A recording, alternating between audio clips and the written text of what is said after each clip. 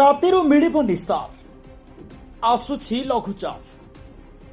IMD आकलन अनुसार आसंता 28 और 29 तारिख बेलू पूर्व केंद्रीय बंगोपसागर अंचल लघुचाप क्षेत्र सृष्टि होबार संभावना रही परे यह उत्तर पश्चिम और पश्चिम दिगरे गति करिपारे।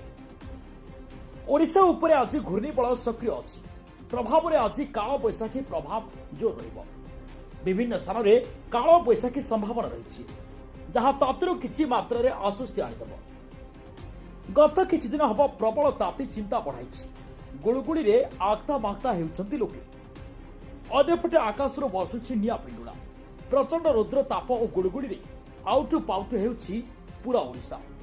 एमिति कि राज्य में 46 डिग्री छुईलाणी पारा। आंचलिक पाणीपाग विज्ञान केन्द्र सूचना अनुसार आगामी 5 दिन तातीरू निस्तार नहीं। आसंता 26 तारिख जाए तातीरू मिलिब नित्राही। एमिति कि तापमात्रा आहुरी 2 डिग्री पर्यंत बढ़िपारे बोली आकलन करा जाउछि।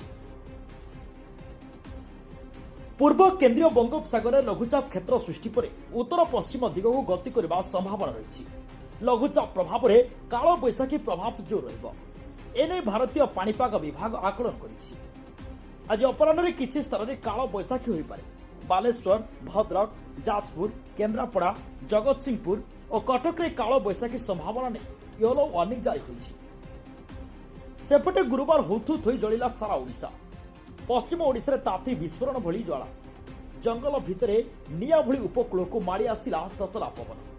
देह हाथ जेमिति जली पड़ी जाउतिला। गुरुवार झारसुगुड़ा तापमात्रा थिला 45.5 डिग्री सेल्सियस।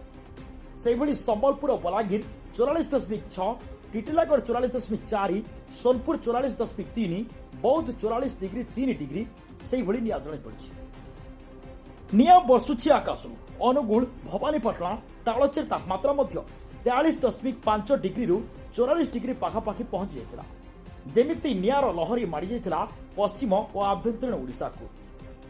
त्राही मिललानी उपकूल भागरे। भुवनेश्वर तापमात्रा दिनक भितर 6 डिग्री बढ़ी 42.2 डिग्री तापरे सिझिला। कटक में भी 40 डिग्री ऊपर। राज्य 23 स्थान में तापमात्रा 40 डिग्री ऊपर थिला। तेबे आईएमडी आकलन अनुसार आसंता 28 और 29 तारिख बेलू पूर्व केंद्रीय बंगोपसागर अंचल में लघुचाप क्षेत्र सृष्टि होबार संभावना रही परे पश्चिम दिगरे गति करिपारे। ओडिशा उपरे आज घूर्णिबलय सक्रिय अछि। प्रभाव में आज काल बैशाखी प्रभाव जोर रहिबो।